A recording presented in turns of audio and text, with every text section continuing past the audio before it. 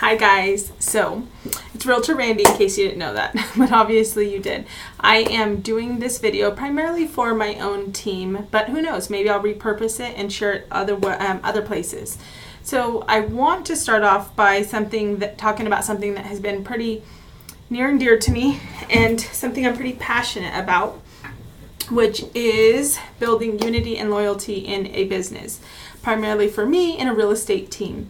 I feel like I have been blessed to previously have the opportunity to have a good team in place, and I tried to learn that team didn't all remain intact, and I try to learn from those experiences. I try to grow from those experiences, and by no means would I ever even begin to assume that those experiences or those situations were 100% on any one person. So I think we all have growth, and no matter what, I'm somebody who struggles with codependency issues, and even if what happened or doesn't happen is right or wrong for me, separation and negativity and different feelings like that, I don't sit well with them. And I also believe, as a believer, the word tells us that we're to try to mend rifts. We're not to just leave them. We're supposed to try to mend them. So moving forward, what I wanted to do is really come up with a way and a method to make sure that I built unity in whatever I do going forward in my real estate team, in my family. And I think that in order to build unity, some of the key factors that I have found is that it starts with accountability. It definitely starts with accountability.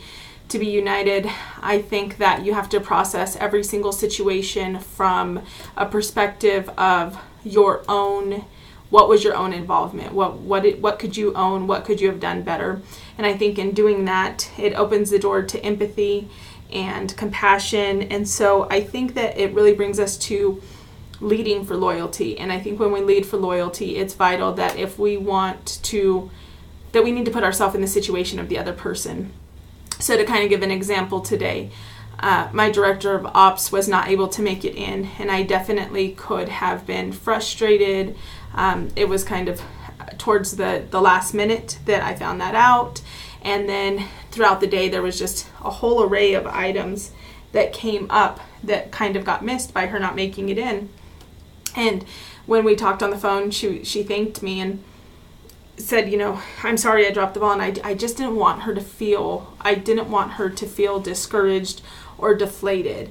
I wanted her, I think I've done that before, to be honest with you. I think I've been a leader before that made the mistake of, and then I'm a mom, so I have this randomly happen, but I think I've made the mistake before of being a leader who was so hyper-focused on the shortcoming or what was missed that I made people feel deflated, and it was never my intent to do that. And it was very, very easy in the business world to get caught up with the philosophy of, it's their job, they should have used forethought, they should have done this, they should have done that. But now I just think it's important to remember that we want to do unto others as we would have done to us. And I have to ask myself, if I was brand new, even a month in is brand new, in a position, and I had a child who was sick, and I had to work from home, and I was, doing this, what would my morning look like if it was last minute? How quick would I be to think of every single variable? And I wouldn't be very quick. I wouldn't miss it. I would miss a beat, absolutely. So I think that some of the tokens that we can take away as leaders is to lead in a way that we're doing unto others as we would have done to us. I think that we should ask ourselves, when would we want to be praised? And we should praise when we want to be praised. We should show grace when we would like grace to be shown. And something that has been very, very hard for me, and by far I think is where my last team members, where I went wrong, by far where I went wrong with previous team members is don't avoid conflict. Don't be fearful of, I don't want to say reprimanding per se, but as a leader, you will have to reprimand or correct a behavior. But don't allow your fear of that confrontation to delay it. So just be very quick, very swift about it. And also remember the rule of what would you want done to you. So you probably wouldn't want it addressed publicly or in a group meeting or out in the open. You would definitely want it addressed, privately. So, but don't let things build up. Make everybody aware of the problem and the situation. Make sure that it's very clear what the problem and the situation is, and be very quick to bring it up if it's reoccurring. So just quickly say, you're doing that again.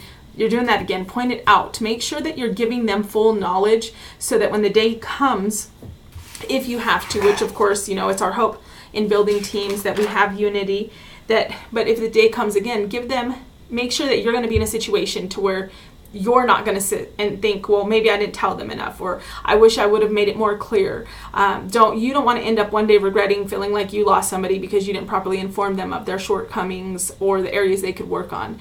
And so just be very clear about it. Give them the opportunity to correct. And anybody who is truly a team player is going to want that. They're going to want to be aware of their shortcomings and to accept them and move forward. So another thing I think is very important is that you invest in your team. So you can't really lead a team you don't know. So if you want to be a team leader, make sure that you care about your team. Make sure that you care about what happened in their life and what's going on in their life. And if you want to be a team leader, engage with your team and tell them about your life. I guess business is different nowadays. And I know even my own brokers, who I respect so much, often will say that they hire only skilled agents that have already sold 5, 6, 7 houses so that you can take their skill set up to 14. And by no means do I not understand that. And from a profitability perspective, they're 100% right. 100% right. But for me, my goal is to build a tenured team and a long standing team. So a team with longevity and loyalty. And so for me, I don't hire for that established skill set. I'm hiring for character. My whole 2018 goal was to do strategic hires, and that is exactly what I'm doing. Strategic hires is how Laura and I are building our business this year. And it was about finding character, people that we could believe in their character and that we knew we could build something together. We knew that they had skill sets that would strengthen our weaknesses, and at the same token that they would never... they would always appreciate somebody seeing something in them and wanting to grow that and nurture that. And it's very much a two-way street that we grow and do that together. So I think it's important that you remember to know their fears, their dreams, their hopes, their struggles. And as leaders, it's important to share yours. If you're not telling them about your life and about your ups and your downs, you're really, in my opinion, making yourself up here and them here, and there's no level ground. There's not a relatable ground. So I think as a leader, it's important to always be a true leader. Something else is I think that you need to be fanatically on the same page. So back here is my mission statement. And I will actually be missing this Monday's meeting, which I'm super bummed about, and I had to talk myself out of not canceling my Valentine's trip with my husband because I need that time with him, and that's important, and that's a whole nother subject for another day, making sure that you have balance. But it is important that everybody is fanatically on the same goals. And so something I want to start doing every morning as a team is reading our mission statement. What is our mission statement? It is to successfully and professionally make the goals and dreams of every one of our clients come true while delivering extraordinary service and having positive impact on our clients, industry, and all of our community while maintaining a strong faith, family, work balance, okay? Our vision is for our team and clients to form long-lasting, positive, and meaningful relationships while always conducting ourselves with all parties as industry-leading professionals. And our team goal is to serve as a testament of what is possible with faith and hard work. So it's really, really easy for us to stay on the same page if we remember that we need to have fanatical consistency in building that right there, that mission statement. I need every one of my team members to know at any given point you can make any decision, you can spend money, you can do whatever you need to do to uphold that mission statement, and we will be in very, very good shape. And then, in that same type of integrity goes two ways. Not only do I need and want a team that upholds all of that and has that integrity, but I want my team to know that as our successes grow, that I will consider things as far as growth and mentorship and their destiny and their goals. And if I would want a pay raise, I'm going to give a pay raise. So be that person and ask yourself, what would you want it based on your performance? And don't put people in the position to have to ask for it. Just go to them and give it to them. And sometimes you can even give it to somebody a little bit prematurely just based on your belief in them. But so I think that that's another area. Another place of unity, I think, is there's enemies of unity. And this is actually something that I learned from one of my mentors. And I think it's important to be very, very aware of what the enemies of unity are. And one of those enemies is definitely gossip. And I can tell you, I have a family business that most of us are family and we love each other. And I have had, a business where we've had less family. And I've also had a business, I used to own salons. And when people ask me why I no longer own salons, I tell them because I can't handle that much estrogen in one building. But at the end of the day, I think a really, really good thing to know about gossip is if you're speaking to anybody who cannot fix or proactively help the situation, you're gossiping. So it's important for us to remember that even going home. I know I talk to my husband. He's my sounding board. I go home, I talk to him, I vent to him, and that's okay. But I also am usually hoping and knowing and respect the fact that he's going to be very proactive in his response. So he's either going to tell me like that was raw, and in his words, he'll say that was so raw, dog, you can't do that. But he's going to tell me, that was wrong, or this wasn't wrong, or that was wrong. So make sure the people you're talking to are going to be very proactive, and they're going to also look at all perspectives. If you're talking to somebody that already has a chip on their shoulder or is already experiencing a frustration with the same person that you're experiencing a frustration with, and you're continually sharing with that person, that little tiny bit of frustration is just going to snowball. And something that I have recently read about is how impactful bonding is over negative situations. And I really didn't realize it, but I'm going to tell you that I think it's very, very true. I have bonded, and being 100% honest, I have bonded with people that I probably should not have bonded with. They were not people that probably should have even been in my life, but I bonded with them because I was going through something so negative, and maybe they were going through something negative, and on a day-to-day basis, we were able to be a sounding board to each other. And by no means am I saying that those people that you're maybe talking to or confiding in, or those confidants or those people, by no means am I saying they shouldn't be in your life. I'm just saying that you need to really be careful in what you're doing and what you're saying, because gossip really will be an enemy for unity across the board. And another thing is not being on the same not having the same purpose. So not having the same dream and vision. You need to have these things in your place of business. You need to have mission statements. You need to have visions. You need to have goals. And everybody needs to be with them clearly, because if you're not all on the same page, somebody's working for something. If I have somebody that is very volume driven and they're very production driven, by no means are we not a team that doesn't want to produce. We want to produce. We have a whole nother goal. If I was to shut this door, there's a whole nother board here that goes over numbers and, closings and goals and celebration numbers. But if that was their core, if they were 100% driven based on numbers, they would not be the fit for me. And you need to know who your fit is. So I think that is something very, very important. And I think it is very important to remember it's not about what people say about you. It's about what they whisper. And so I think it's a quote. I'm trying to remember who said it, but it's a very powerful quote. And I think that you just need to be very aware of it. So really, avoid gossip. Don't avoid confrontation. Do unto others as you want done to you. Lead with empathy and grace and your heart. As a leader, you can lead with your heart. There's a delicate balance, and it's not an easy one. And I've led with my heart to a fault. I have also learned to lead with my heart now to a pro, but be aware and remember to lead other people to their best. You have to be performing at your best. So make sure that day in and day out, you're holding yourself to the highest levels of accountability, and make sure that you're acting quickly and that you're able to be decisive as a leader.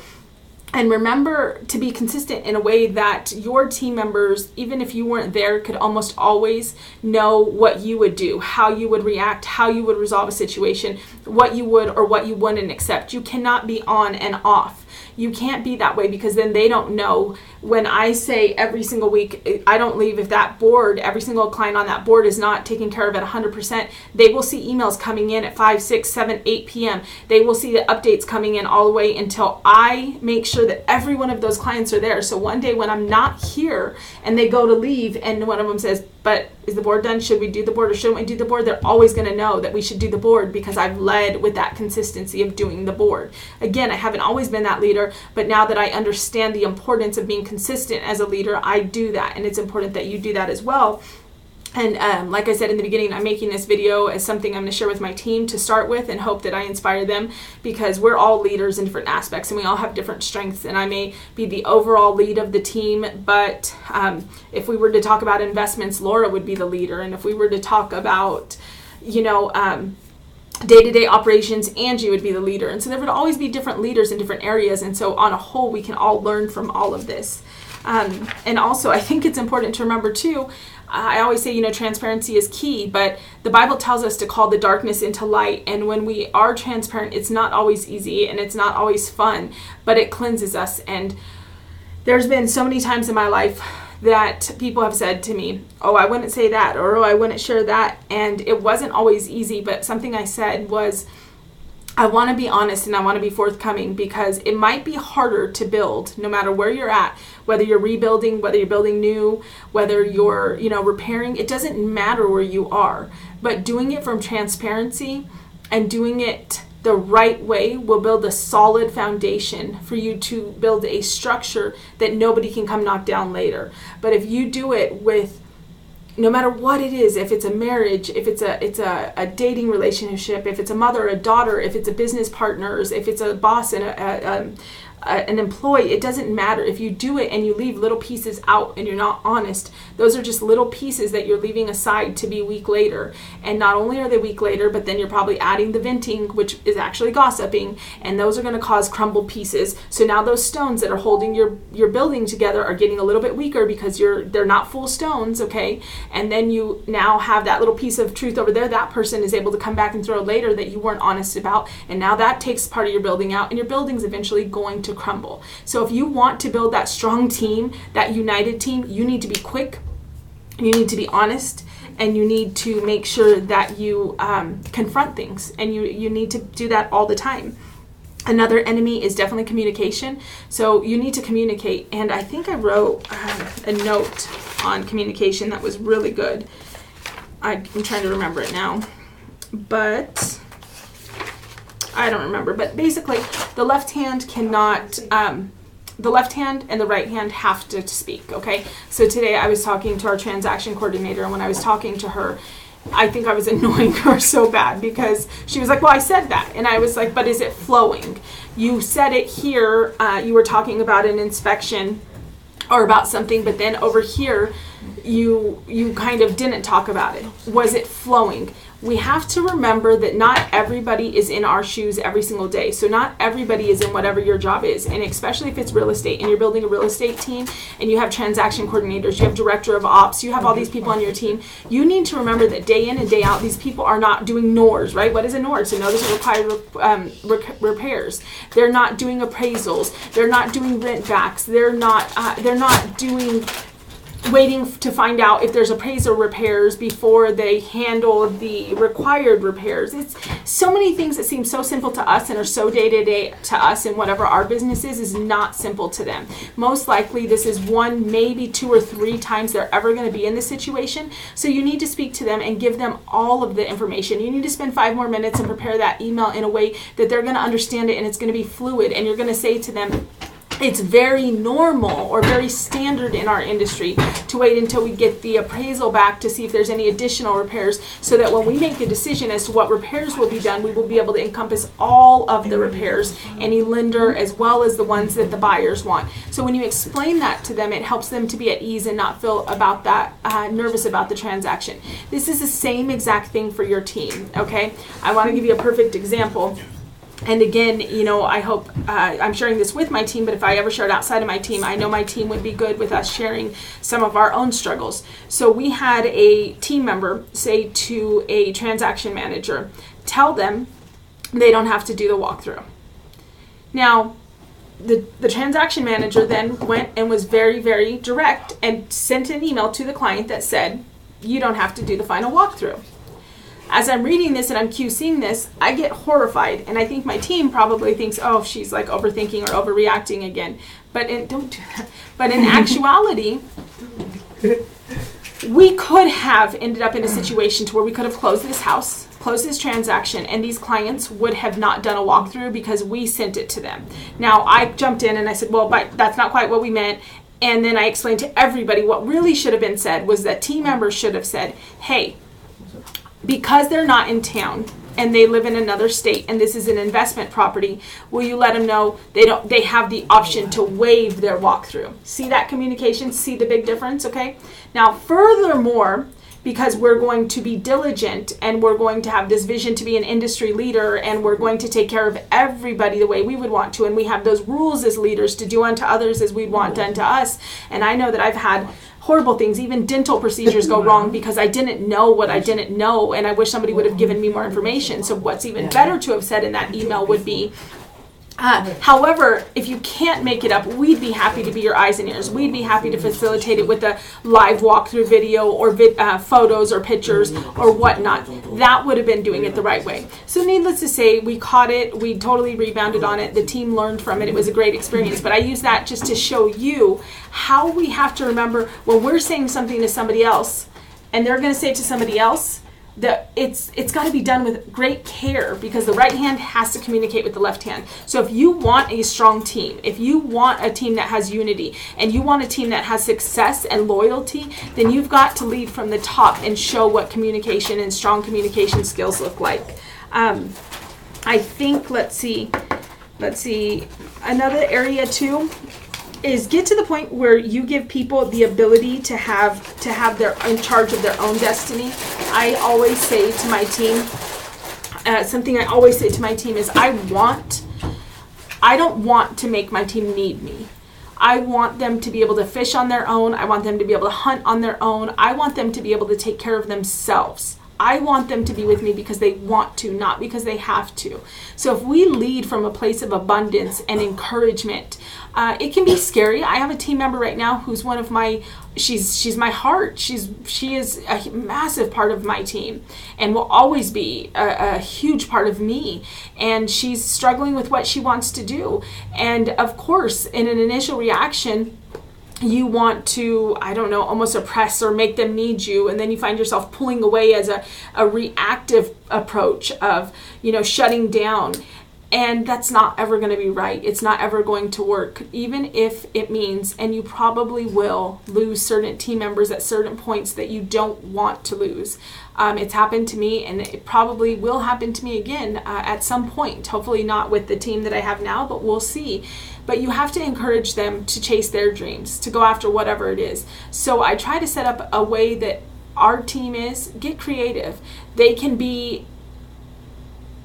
achieve the same successes that the sales team does, the staff, and the staff can have the same perks and coverage that the sales team can have the same perks and coverage that the staff does. And they can really grow into whatever they want, and they have limitless potential. And that is how we have to set things up. We have to set them for them to be able to follow their own destiny, because at the end of the day, if somebody is not happy, you're not going to have a team that is filled with loyalty and unity. Another thing is just remembering, and I loved this quote, is leadership is a two-way street. Loyalty up and loyalty down, respect for one's superiors and care for one's crew. So I think that is hugely, hugely vital, that we always make sure that we are remembering it's a two-way street. We are blessed to be leaders, and also we need to remember that leaders sacrifice. And if you read historically and you really study leadership, so many leaders never even get to see their wins. So right off the top of my mind, Martin Luther King, probably one of the best leaders of all time. He stood up for what was right even when it wasn't favored, and he led people to finding their voice, and he still leads people today, but he's not here to see what his leadership actually did. And so I think it's really important for us to remember that a lot of times leaders have a lot more sacrifices than we realize. And ultimately, the last thing I will say is that I think that it's very, very important to always run yourself and your team in a productive manner and be very intentional about the culture you create. This does not, it's a delicate balance, because creating culture sometimes can be tough when you have to pay attention to things in business like your bottom line, your profit margins, and your P&Ls, and make sure that you have a healthy and profitable business. But be very aware of the culture that you're creating. Would you want to come into you every day? When you're going through something personal, really evaluate it. So something I went through over the last few months of my life is that I was going through a transition personally. And if you have a family business or you're in a family business, you'll find that there's additional layers of complexities. And one of them was that I was personally going through a very different time with the person. And I had to reflect back, because when it came out that they weren't overly happy, I had to ask myself, what was I making every day feel like? And so I am so thankful for the team I have now, but I do have one team member now that comes from a lot of adversity and struggles and always used to being a Scrooge and a humbug. And I am so proud of her, because every day she's like polar opposite. She's like, are you happy? Do you need love? Do you need this? Do you need that? And she's smiling. And while she's goofy and at times I'm like, okay, please do not touch me again. You know what I love is that she is aware of a shortcoming. She is aware of where she was and what she was like to be around. And she is proactively working every day not to be that person, because that's not who she wants to be. So I think if we just ask ourselves, am I leading the culture I would want to come into? So I'm still not kicking butt at it. By no means am I like a superstar. I'm trying to laugh more and trying to push myself, and it's awkward. And if you're like me, you shut down and you want to go into your bear hole when somebody hurts you. And don't think for a second that there's not, as leaders, a list a mile long that we couldn't write that is why this person hurt us and why this person was not right in their decision and why they didn't do that and why they didn't do that. But as leaders, that's an area we have to sacrifice. Before we address the list of their shortcomings, before we address the list of where they could have done better or where they could have picked it up, we have to ask ourselves, where could we have done something different? And we have to acknowledge those and reflect on those. And I think that we should approach every conversation with accountability, and we'll get really good and really far in it. So at the end of the day, I'm just kind of checking my notes. I feel so proud of myself that I take all these notes now. But I think that have that shared purpose, have a shared purpose, have an open line of communication. Don't stand for gossip, and lead from the top to where you tell people, when a team member vents to you, be proactive, put it on their radar they can talk to you, or they can bring it to a forum, or have some type of open forum where everybody feels safe to talk. But don't sit and gossip. And if you're not happy with your team, or you're not happy with a team member, and you talk about it and you find yourself talking about it more than you pray about it, and it becomes a thing that you're going home every night and you're venting about and you haven't talked to them, really check yourself on that. Because you know what the worst feeling is? The worst feeling for any person is to find out that somebody else is miserable or unhappy or not fulfilled, mad at you or angry, and you never knew. You never had the opportunity to correct it. And that's why it all ties back into being quick to correct and not being fearful of confrontation. Because at the end of the day, everybody has the right to have the ability to correct their actions. And as a leader, when you put it on the radar and you remind them and you work with them and you tell them, and then you have to make the cut, it's going to be a lot easier to know that you tried and you gave them the opportunity, and at the end of the day, they made the choice. So to my team, I hope that you can take all of this and know that we are all leaders together. We all lead different parts of this team. And to anybody, in the event that I get brave enough to repurpose this and share this somewhere else or put this somewhere else that's building a team, do it like this and write your own rules. There's no rules. You don't have to get seasoned people. I don't even know that you have to necessarily start with the admin position and then the buyer's agent and this and that. There's a lot of different structures. And at the end of the day, you have to define your success. You have to make sure that you're on path to what your success is. And you have to ask yourself if you're going to be willing to be open-minded on that. Because I know what my success was, and then I know what my success came to be. And I know that because now I understand what my win is and who my win is and what my success is, that I'm willing to compromise a lot more, and I'm willing to open it up and to allow more opinions to come in, because my success is actually in the people. But if it's in the people, I have to hear them, which changes the vision. So just remember, there's no rules, but lead in a way that you would want to be led. So So I hope that this 5-minute video that I was going to make that has now turned into a 30-minute video just on where I am right now with leadership and where I am on building a real estate team and where I am on following my own dreams, and everything that I'm doing impacts you, helps you get prepared for the next chapter in your life and excited to do it, because it is amazing when your team starts coming together. There is no win like a group win. To stand and celebrate alone, like, oh my gosh, like there's no win like that. But to be able to holler and say, yes, I did it, and have 5 other people say, what'd you do? And then get behind you and cheer, that is a win. So at the end of the day, glory is God's. I'm blessed, and I thank you so much for watching my video. Bye, guys.